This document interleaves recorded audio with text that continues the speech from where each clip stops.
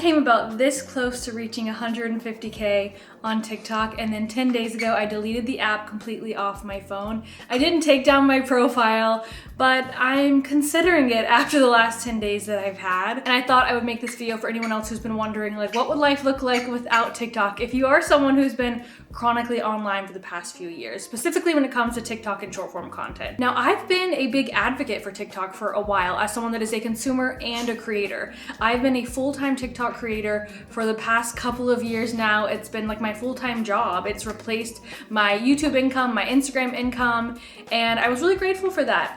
Or so I thought, but I've also become a huge consumer of TikTok. I used to watch pretty much only YouTube content. I loved all the YouTubers I watched, but I kind of slowly fell into being more of a TikTok consumer. And in the beginning, it felt like, what's the harm? Like, it's a quick way to find new growth, find new people, to make an audience and a community, yada, yada, yada. But then fast forward a few years, it felt like everything about me, my mental health, and my sense of self had kind of changed. So let's like flash back first who I was before TikTok. So hello, before TikTok, I was also still a full-time content creator. I have almost 500,000 subscribers on my original YouTube channel, and then about 60K on my Instagram. I have been doing YouTube full-time since about 2016. I've been very, very blessed to call that, you know, my job. I built such a beautiful community there, and I loved posting there. I loved watching YouTube. I started YouTube because I was just so passionate about it. When I first started YouTube, I didn't even know people were really making money at the time. Like, I was posting like my outfit of the days in front of my trailer that I lived in with my boyfriend. And you know, one day it became my job, and it was like the best thing to ever happen to me, and it truly changed my life. Along with that, I've also always been a big reader, and I've also had big time goals of writing a book. I also am someone that severely struggled with my mental health for a while. I am on mental health medication. I worked really, really hard to get my mental health into a really good place. Like, I dug deep for that. I also moved from my small town in Georgia to living in New York City. I'm a homeowner in New York City with my husband. And for years and years, I loved going out and being in New York and doing new things. I loved going to the park and new cafes and new coffee shops and bookstores and just, you know, wandering around the city and things like that and finding like quiet spots in Brooklyn. And then flash forward to where we are now. And years later, after being on TikTok and transitioning from that, I realized I now go months without being able to read a book. I would really struggle to focus on a page and not get distracted. I've kind of completely thrown aside my dream of writing. I've been like, oh, I'll get to it later. I'll get to it later. Like, when is later, girl?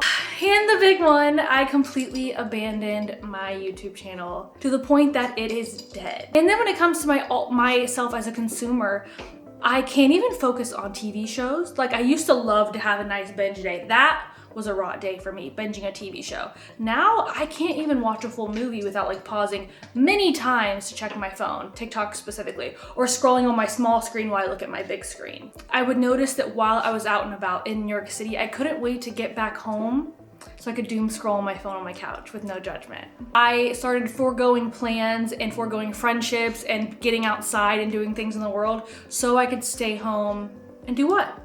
Scroll on TikTok. This sort of app and the way it's designed works differently with different people's brains. I know people who have like really healthy relationships with TikTok that say they can scroll for 10-20 minutes a day and then put it away. But then I also know some people like me who say they get on TikTok and all of a sudden they look up and like hours have gone by.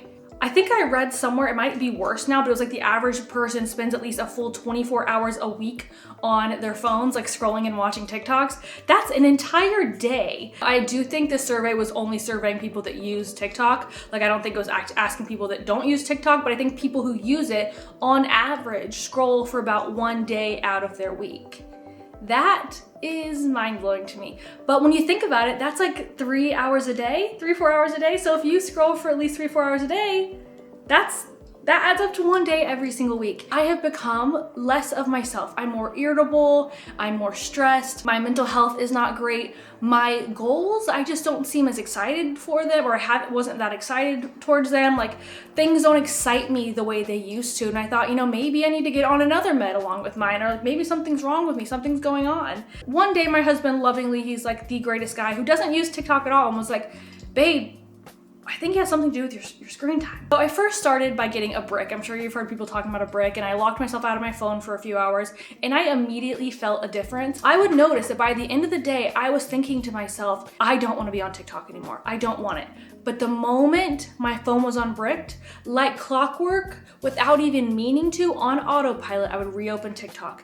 And within 1 to 2 scrolls, my brain was thinking, oh, it's not that bad. Not to mention, when it comes to like consuming content on TikTok, if I was to scroll for 3 hours and you were to ask me what I consumed, I probably couldn't tell you. But when I watch YouTube, I can tell you the YouTubers I'm watching. After many cycles of breaking my phone and thinking, you know what, I don't want TikTok anymore, and then getting it back and be like, oh no, what's the harm? And then back and forth, I realized the biggest solution was to delete it off my phone.